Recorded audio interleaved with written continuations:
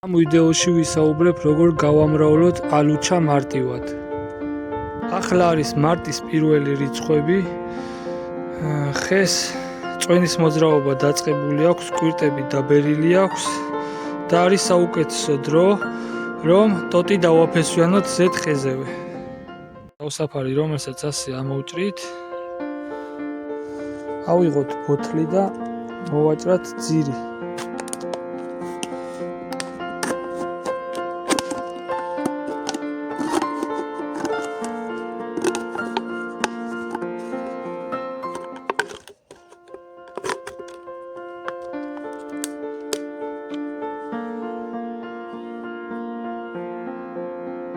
მიწა შეგვიძლია ჩვეულებრივი გამოვიყენოთ, მთავარია ფხვიერი იყოს. მე მაგალითად მუხის ძირიდან ავიღეს ნეშონყალა. იფოთრებდეს ეტყობა და ჩვეულებრივ მიწას აურევ ერთმანეთში და შვენიერი მიწა გამოვა. ამით შემიძლია ჩავყარო ბოთლში და დავაფესვიანო ალუჩა. კიდევ შეიძლება დაფესვიანდეს ქლიავი, როწეული, ლეღვით ძალიან მარტივად ფესვიანდება. შევარჩიოთ ტოტი და გადავჭრათ დაახლოებით 9 მეტრზე.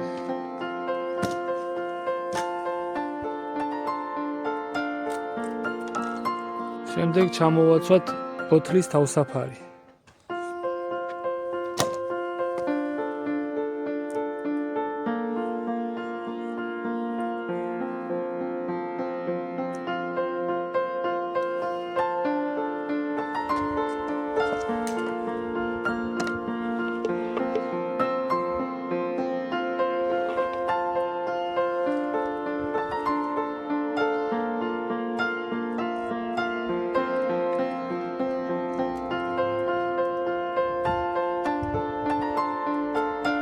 ესაც ქერქს ავაცვლით, დარჩება გლუვი კანი და მისი გახეხვაც აუცილებელია, იმიტომ რომ შეიძლება ხემ ისევ აღიდგინოს ქერქი, ასე რომ ვთქვათ.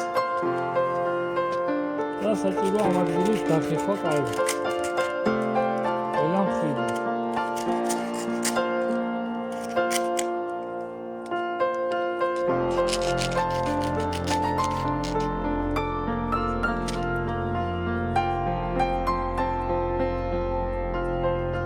ახლა შეგვიძლია ჩავსვათ ბოთლი, დავუჭიროთ და ჩავაყაროთ მიწა. მიწა ყოველთვის უნდა იყოს ნესტიანი და აუცილებლად უნდა გქონდეს სიბნელე, რომ ფესვები კარგად გამოვიდეს. ასე ჩავსვათ. დავუჭერთ.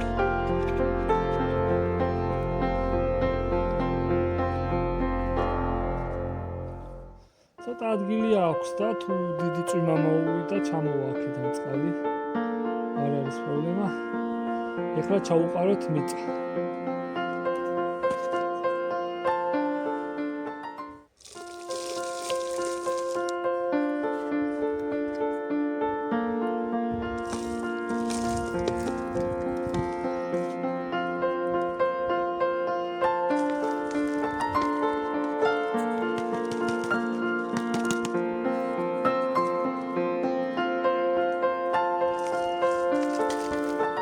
და ასევე ჩაუსხათ წყალი.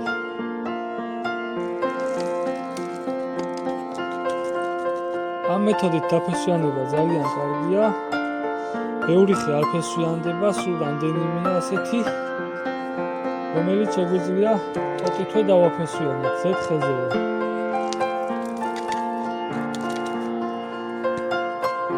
თუ შემთხვევით გადაგვიტყდა დარგვის დროს, ან შემდეგ წლებში, რასაც ამოიყრის, ისევ იგივე ალუჩა ამოვა, რაც იყო. ან ზუსტად იგივე მცენარე, რაც დავაფესვიანეთ.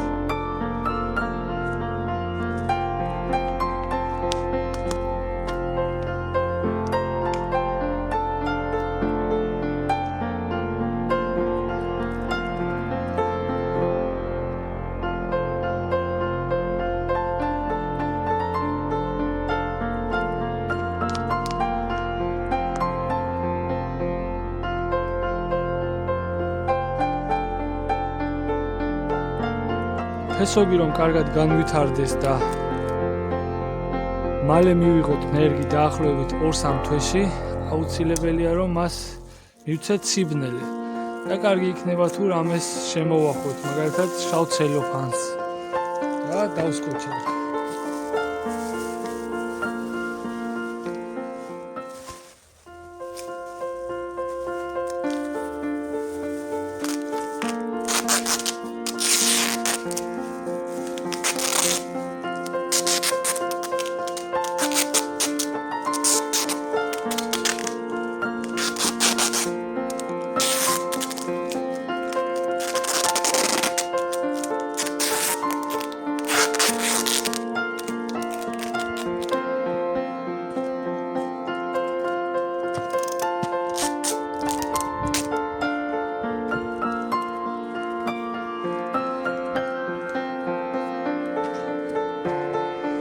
სასურველია რომ ხშირად მოვწყოთ.